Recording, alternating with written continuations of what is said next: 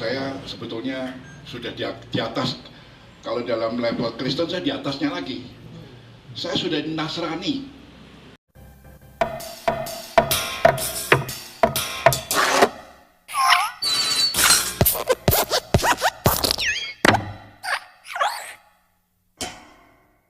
Shalom saudaraku, bertemu kembali dengan saya di Risans Channel dan saya harap teman-teman semua dalam keadaan sehat dan juga sejahtera. Oke, di video kali ini kita akan mereaction ya. Kita akan mereaction ada sebuah video yang bagi saya sangat lucu dan juga menggelikan sekali teman-teman. Dan semoga ketika saya mereaction video ini saya tidak muntah ya teman-teman ya. Karena kebohongan yang begitu kentara dari seorang yang mengaku pendeta lulusan dari Israel yang katanya levelnya ini sudah tinggi ya, sudah tinggi dibandingkan orang Kristen. Langsung aja kita cek videonya. Pak Yohanan ini kami 2 tahun yang lalu debat terbuka di UIN Syarif Hidayatullah. Ketika itu beliau masih gengsi, ngakui kekalahan, benar nggak? Masih gengsi beliau, pada saat itu masih gengsi.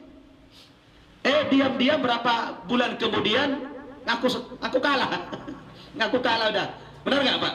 Akhirnya masuk Islam, diislamkan oleh Pak Insan, ganti nama menjadi Pak Rashid sekarang. Oke teman-teman, pembukaan video ini dimulai dari Ustadz Nababan ya. Teman-teman pasti sudah tahu lah ya Ustadz Nababan ini siapa. Saya juga pernah bahas Ustadz ini di channel saya, yaitu dengan judul konten Ustadz Nababan Ngibul ya.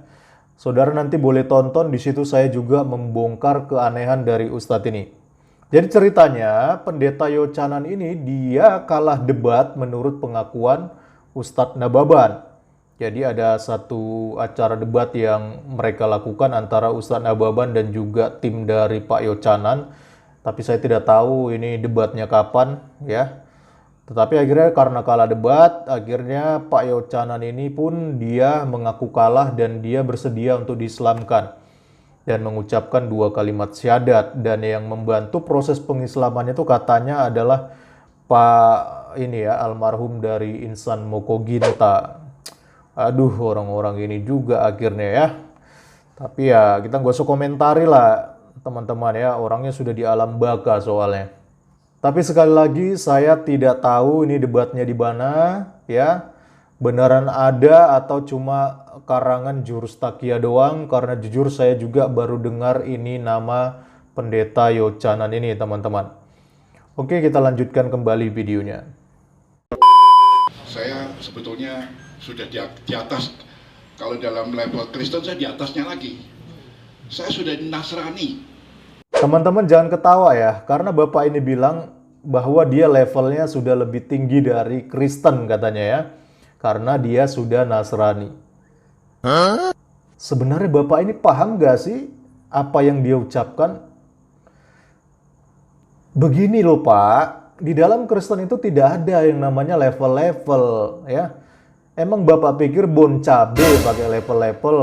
Ada level berapa itu? Ada level super pedas, ada level ekstra pedas dan sebagainya. Jangan ngadi-ngadi lah Pak, jangan sembarangan.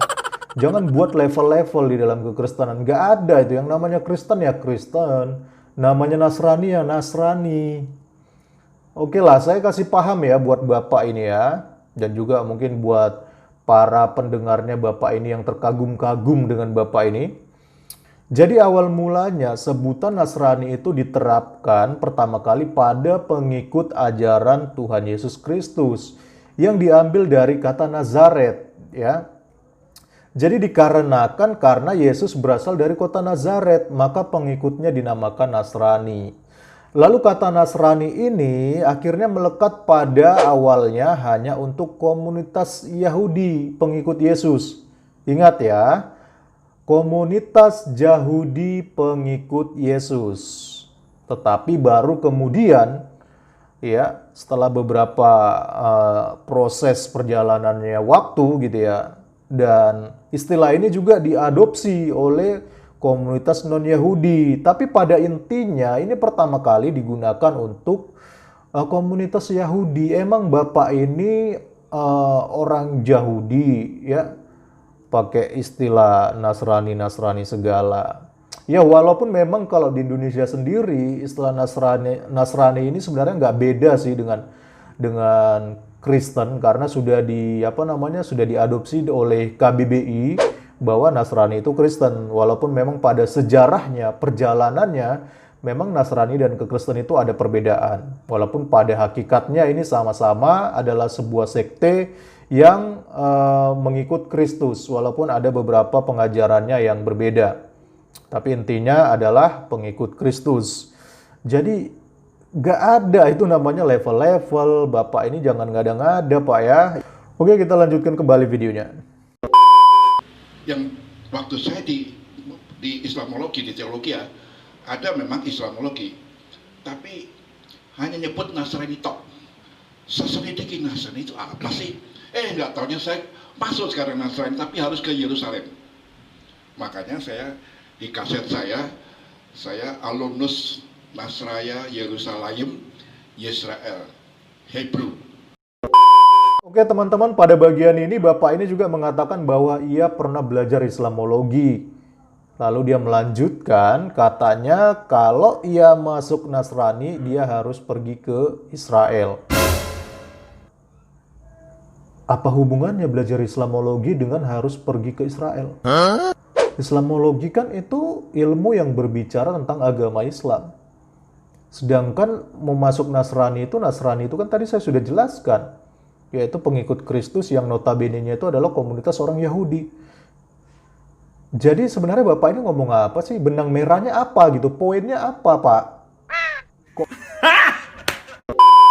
Nah, untuk melengkapi jurus takiyahnya nih, Bapak ini juga menyebutkan bahwa ia alumni dari Israel.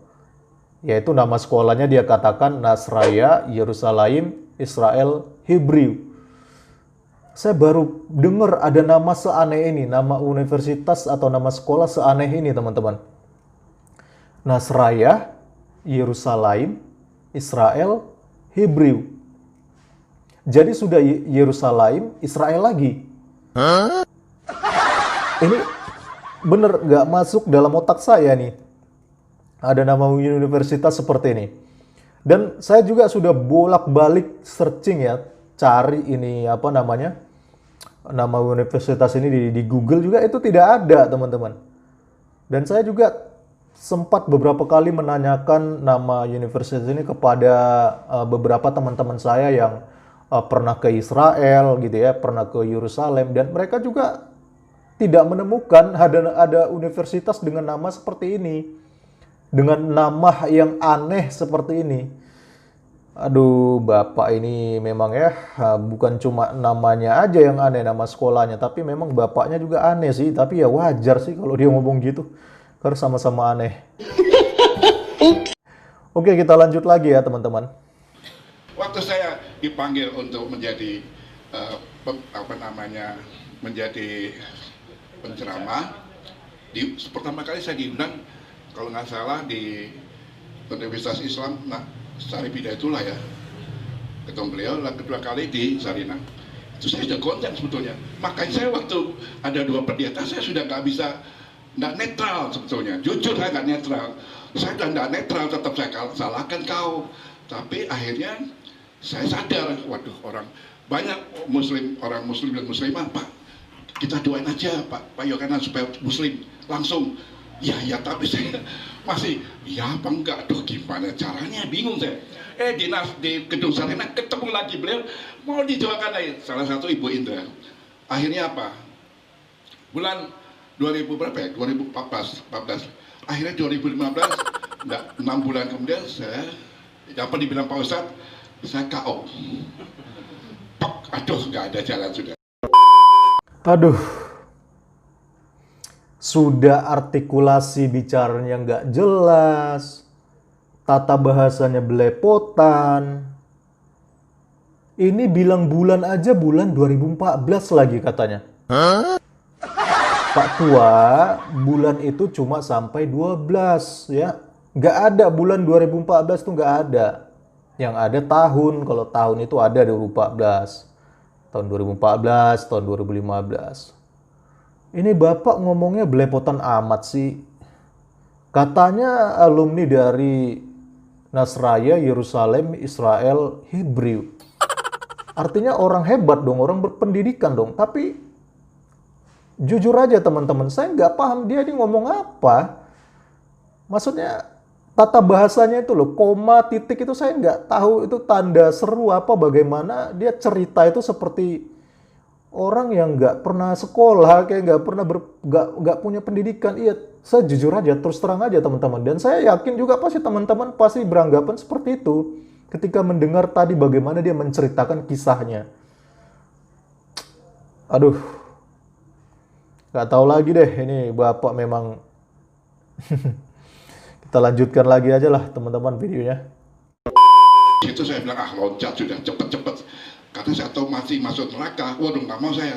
Nah di Islam itu ada pertimbangan amal dan soleh. Wah kalau gitu ya sama dengan ini kalau Nasrani, kalau kita beramal terus nanti ada pertimbangan masuk surga. Wah lari saya, loncat. Saya ketemu Pak Ustadz, diam-diam, Pak saya mau masuk Islam, gimana yang sadar? Saya ingat di di mall ya, di mall Ciputat saya ketemu beliau, dan waktu itu yang mewawancara saya Ustadz dari dosen ya. Saya diwawancara direkam, saya bilang wah saya masih harus masuk sama ya deh, daripada saya nanti keduluan mati. Waduh ampun saya, alhamdulillah ya rabbil alamin, subhanallah, saya akhirnya mengucapkan 2 kalimat syahadat, saya Islam, dan saya tetap istiqomah sampai kapanpun. Walaupun keluarga saya benci, saya ditawari jujur aja. Keluarga saya memang datang ke Bali itu telepon terus. Sampai kemarin Natalan ini loh, ada yang kosong, ada gereja kosong, nggak ada pendetanya. Yuk mau, ada mobil, itu ada rumah. Saya tolak. Saya bilang Islam adalah agama yang diridhoi Allah. Teman-teman, di bagian ini Bapak ini mengatakan bahwa ada timbangan amal soleh mengenai masuk surga atau masuk neraka ya. Sama katanya dengan, nggak tahu ini maksudnya dia sama dengan apa saya nggak tahu, tapi seolah-olah ingin mengatakan bahwa sama dengan Kristen mungkin ya. Bapak, sejak kapan di Kristen ada dalil seperti itu? Timbangan itu adanya di pasar, Pak.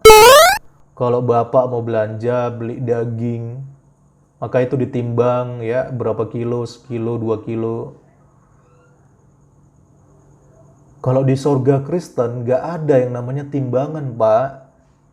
Nggak ada yang namanya timbangan amal soleh, itu tidak ada.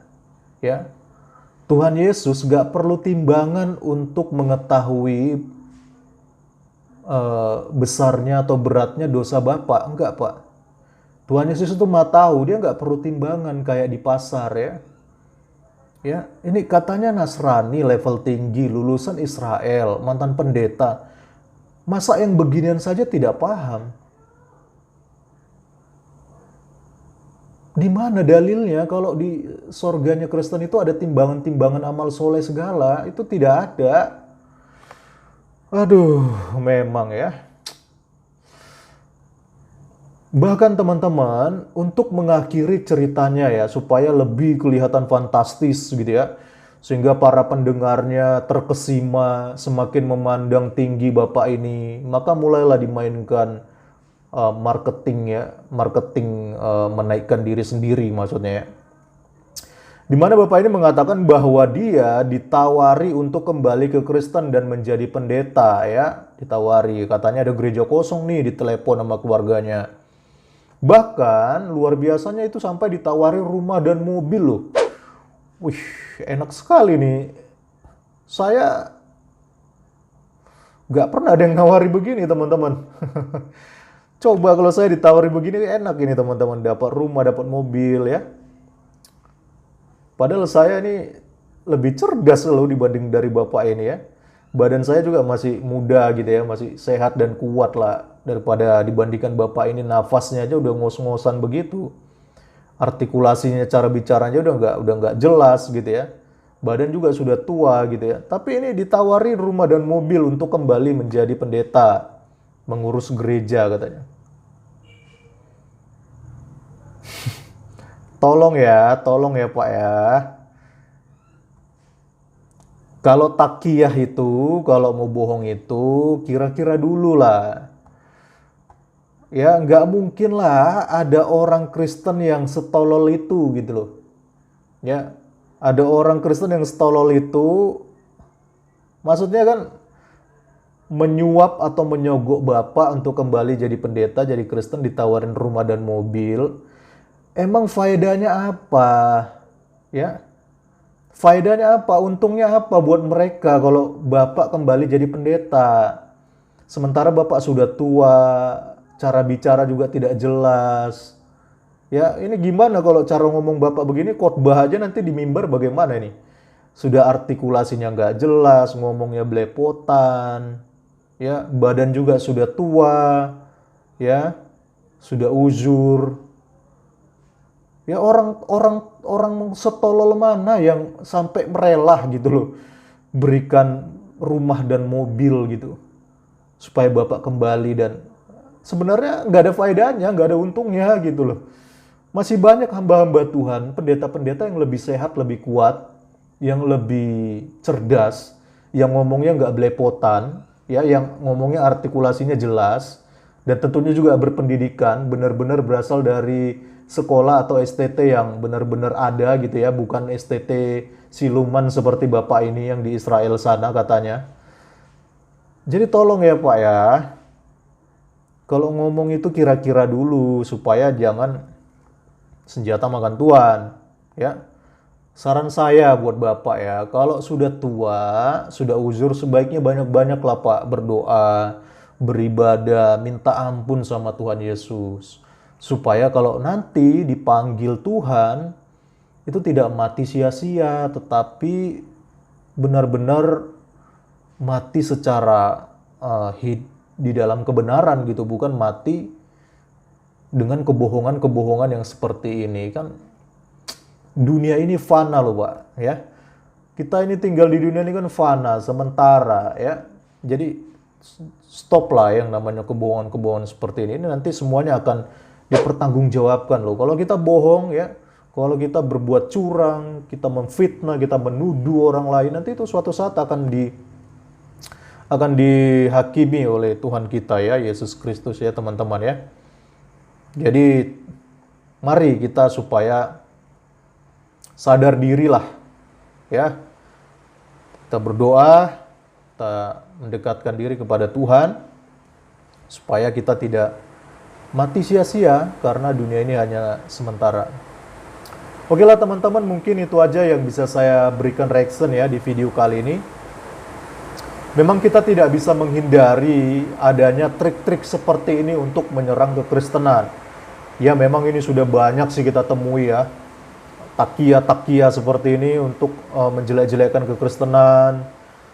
Tetapi ya sebagai orang percaya yang sudah menerima keselamatan dari Kristus, kita tetap doakan mereka teman-teman. Kita tetap doakan mereka, kita tetap mengasihi mereka, dan kita tetap meluruskan mereka dengan sabar ya, dengan kasih ya. Meluruskan segala kebohongan dan juga fitnahan tuduhan yang mereka mainkan. Oke, mungkin itu aja yang bisa saya sampaikan di video kali ini. Terima kasih, Tuhan Yesus memberkati. Shalom.